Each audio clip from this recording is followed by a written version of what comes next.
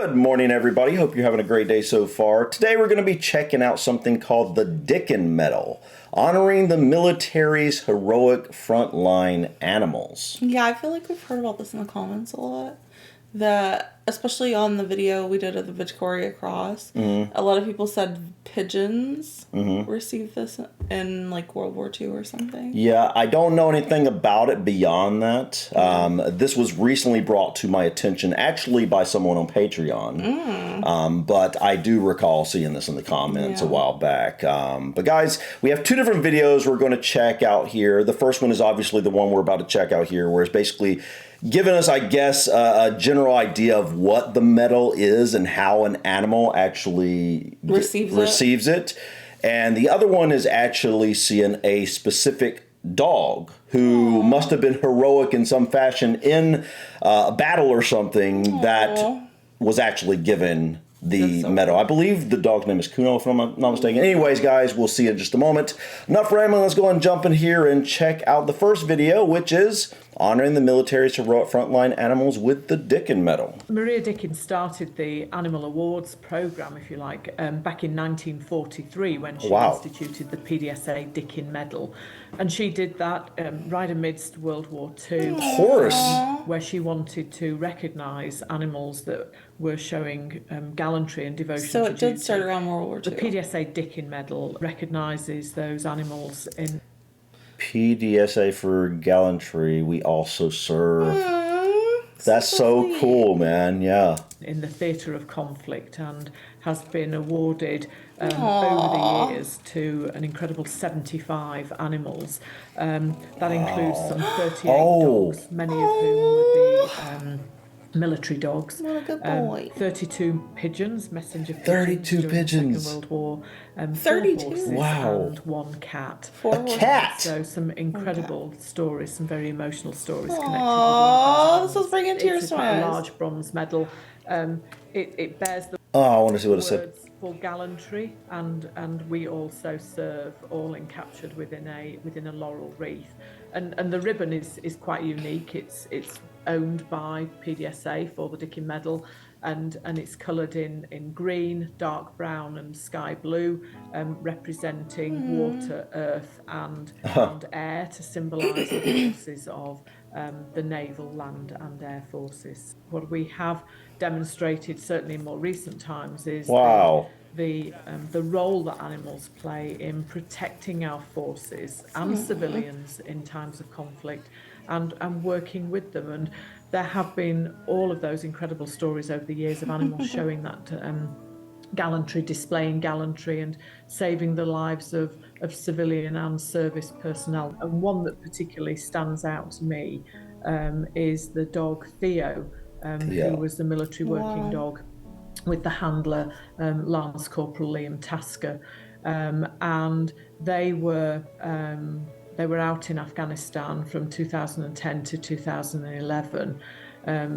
Tragically, Lance Corporal Liam Tasker was killed in action in 2011, on the 1st of March 2011, in fact.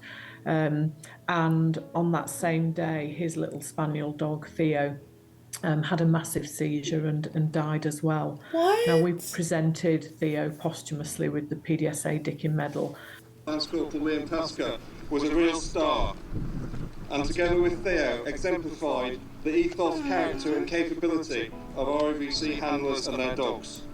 These animals have incredible skills. At the time when Theo was out in Afghanistan, he made 14 confirmed operational finds of IEDs and cache of arms and things, and that was the most to date at that time that any dog had found. Military working dog Mali was a Belgian Malinois, and he served in Afghanistan in 2012, was very badly injured, but was brought out. I mean, he's one of the team, so the team made sure that they brought him back, gave him emergency care, and then got him back to the UK for further care. And Mali survived that incredibly. He was a very gentle dog. I had the great pleasure of meeting Mali, because once he was fit and well, he was placed for rehoming. and rehoming a Mallee, Malinois that's 2012. been in the forces requires a particular skill, I think. And I have a friend of mine who was used to handling that kind of dog. And Mallee retired literally about 5 miles up the road from me here in Shropshire, and saw out his days roaming across Mortimer Forest and playing around in the house. A lovable so dog, sweet. sadly passed away just a couple of years ago now. But these animals are incredible, and whether they're serving and full on, or whether they're just looking after the home when they've retired, they are incredible animals.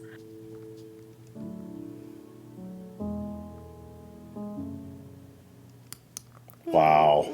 I didn't expect that to be so sad. I know that's incredible. I think this was an amazing thing to come up with. To introduce. Now, from what I understand, I think it's PDSA. Is that the?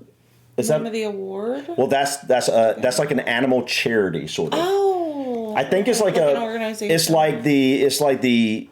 I think it's like the UK's national SPCA or kind of something like that, I believe. Okay. I don't know, guys. You can let us know in the comments, but from what I understand, they're basically like, not only do they do this, but that's not what they initially were for. Right. They were like, and Other things. they took care of stray animals and stuff. I think.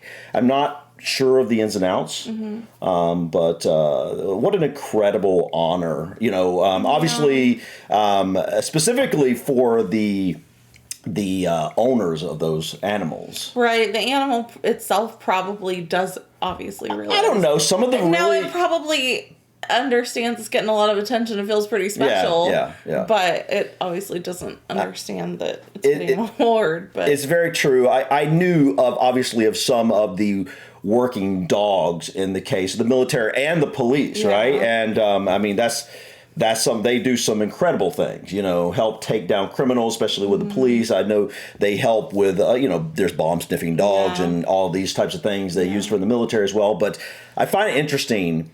Pigeons, now I understand pigeons a little bit more. It kind of makes sense. I don't know exactly what the pigeons that were given this medal actually did most of the time, but they were very important. And I don't know if they still are as important as they used to be, but obviously at one time during war, they were messenger pigeons, and they were obviously taking messages back and forth, and they really helped a lot. But I'd be curious to know some of the individual stories of the pigeons, because that's true. like what exactly did they do to warrant? Because there are a lot of them. Stand out amongst the crowd. How did that 40 or I forgot how many pigeons she said it was? She said 20. 20 some, because it's 70 some total at this point. It'd be interesting to know what that 20 or whatever did compared to the other pigeon. What did they do that stood out so much? That's quite a few. But here's the thing: one cat. I know. It's that would be an interesting story. I mean, dogs, I understand dogs. there are going to be a lot of dogs involved, but like cats, I love cats. But they have a mind of their own. But they do. That's probably why there's only been one cat. Yeah, you would think so. Although at this point, I don't know how old this video was, but no more than a few years. Okay. So like, you would think that there's probably not that many more cats at this point. Oh my gosh! Like how they have the ceremony for the dogs and they have the medals on. It's just so cute. Did they do that for pigeons? Like, did they put a little tiny medal on them, or we saw that pigeon on here. I didn't notice. I don't know where it was. I don't even know if the pigeon was alive or if it was a I don't know where it was, but I saw a pigeon somewhere on here, and I don't know if it was like some sort of like. I feel like the medals are all the same size. Yeah, that's true. That's true. I don't know if they are or not. That would be so adorable if they made like a tiny little version for a pigeon. That would be so cute. All right, guys, we want to actually see or hear a story about a specific recipient of this, and this is a dog. I don't know anything about it, which is why we're going to check out the story of this dog. But supposedly this dog is obviously a very special dog in order to receive this medal. So let's go ahead and check it out.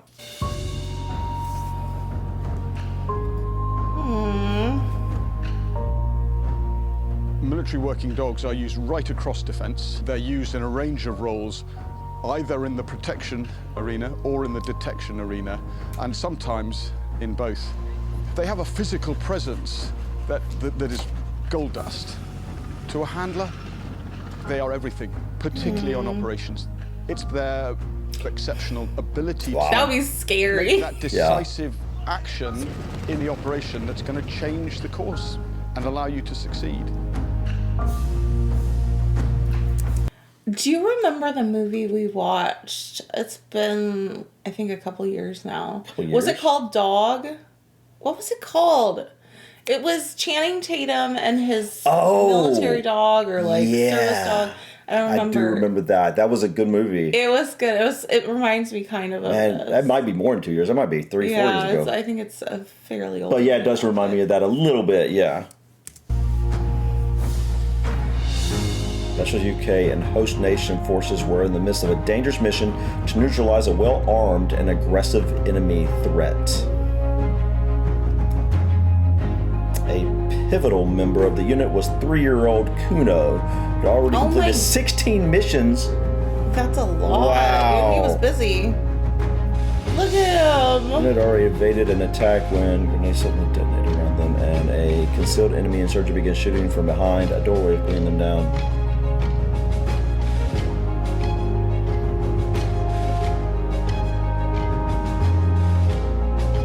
Able to move, Kuno's handler, confident in his dog's ability, to break the deadlock. Oh my Kuno raced goodness. forward through a hail of bullets and wrestled the insurgent to the ground, unrelenting until his unit successfully neutralized the enemy. Wow! I am getting chills. That's That is amazing. incredible. Look at him. Aww.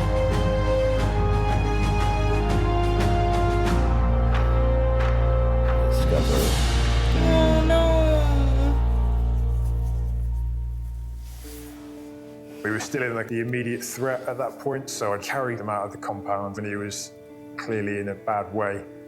And myself and the medic who was on the ground at the time both just started working on him.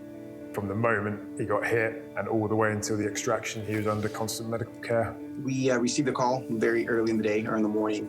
Actually, my locally government-issued phone was, just blowing up with phone calls and text messages. About 4, that's when, the team started getting together. The main team went out to the clinic. He had some pretty significant injuries, so he had a gunshot wound to his right thigh, and then he also had a secondary gunshot wound that went through his left paw. We had to perform an amputation on that paw that just unfortunately was not able to be recovered. Oh my goodness. Wait, was that the dog we were seeing on the other video?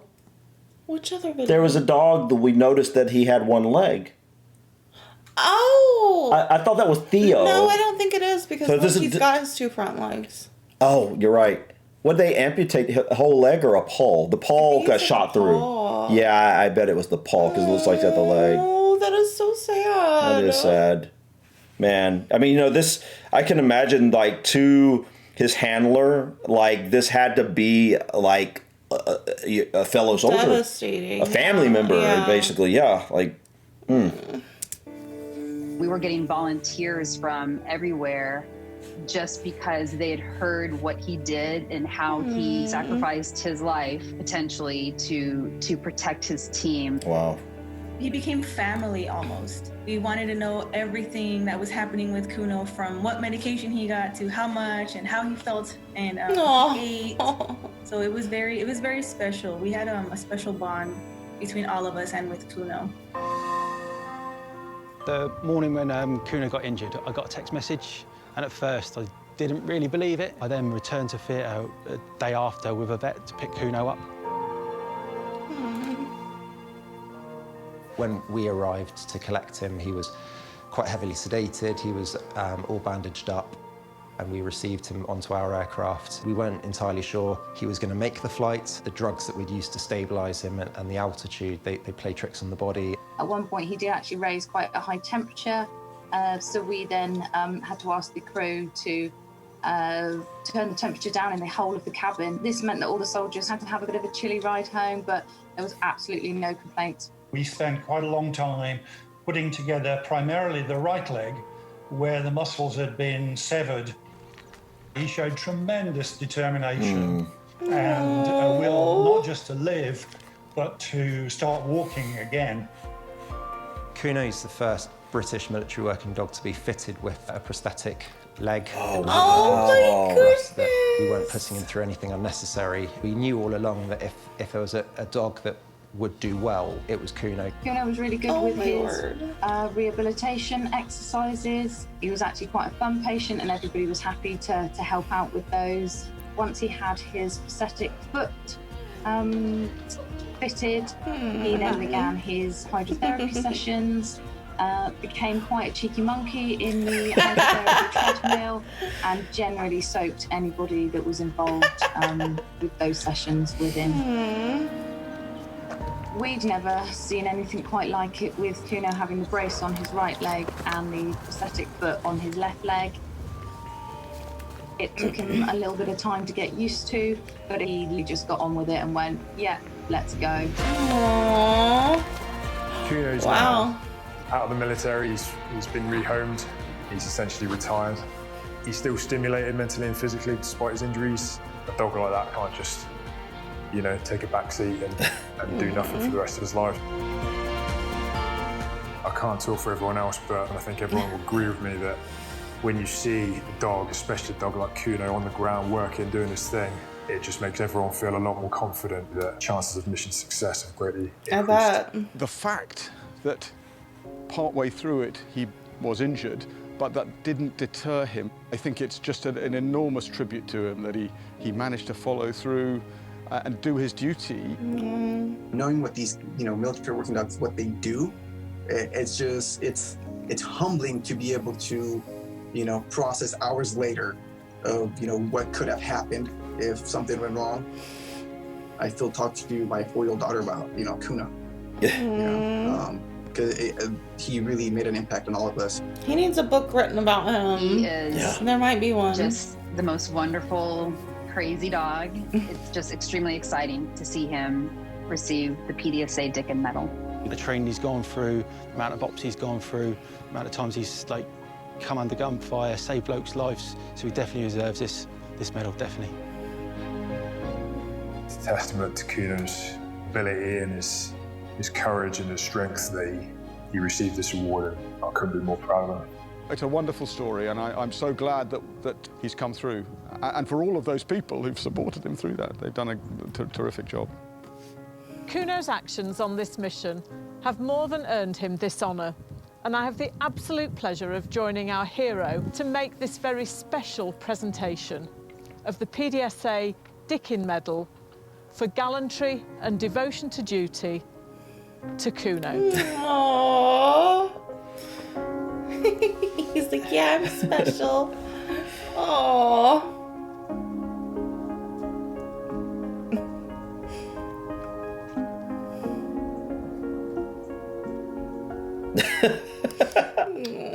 Oh, man. Awesome. Respect to this charity, PDSA. Yeah. The vet charity for pets in need. Look at that. Hero Rat Magawa is awarded the PDSA. Are you serious? And it's a miniature version. They do. They got a miniature version. Wow. That is adorable. Oh, man. I had to hold back the tears on that one. I know. That was that was incredible. That was so incredible, guys. Wow. That's amazing. I love it. This is beautiful. I'm sure, this is a few years old at this point, so there's probably a few more. There could be 80 or something to this point, but I'm guessing not many. And that's what an amazing thing to think up back in 1943. I think is when was it it started. Was it 43? Okay, so that's before the end of World War II. And that's probably what prompted. Yeah, I assumed it was going to be it seemed in my head it was going to be right after it, but I guess you're probably right. It was right before the end. This is beautiful. I just wonder, what these animals are thinking about when they receive this medal. Probably. I mean, does Kuno recognize? Does Kuno? I don't think they have this obviously the same thought process we do. So Does Kuno recognize how special he is? You know what I mean?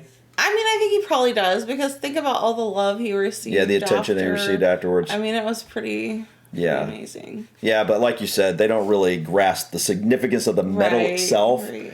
But it's incredible when you think about how human animals can become in a way. Yeah. At least to us, And a dog, man, it really will. It will give its life, serving its owners.